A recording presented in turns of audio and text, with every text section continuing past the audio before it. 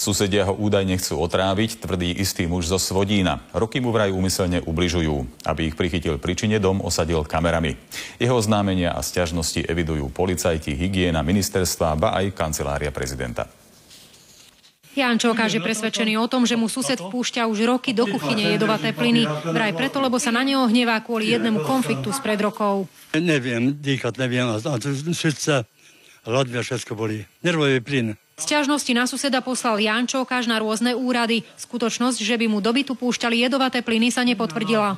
Polícia v Štúrove evidovala v minulosti viacero podnetov tohto občana, avšak nikdy sa nepotvrdilo, že by išlo o akékoľvek protiprávne konanie voči tejto osobe zo strany susedov. Z času na čas sa objaví s určitými príhodami, ktoré však nemajú zatiaľ žiadny podklad. Ľudia sú z pretrvávajúcich sporov so susedom unavení, tvrdia, že si všetko len vymyslel.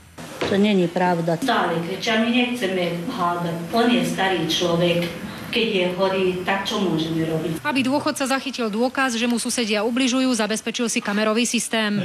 Starosta povedal, aby som kúpil kamery, aby bolo to presne. Sťažoval sa však ďalej na polícii aj ministerstvách. Pokiaľ policajti príjmajú oznámenia od občanov, berú ich s plnou vážnosťou. Keď však občan v krátkych časových intervaloch oznamuje tie isté skutočnosti, venujeme sa prípadu tak, ako by bol oznamovaný len raz.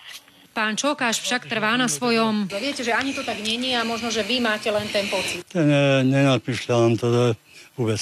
Treba si ho vypočuť a on sa vlastne potom upokojí. Zo Svodína Denisa Cibulka, televízia Markíza.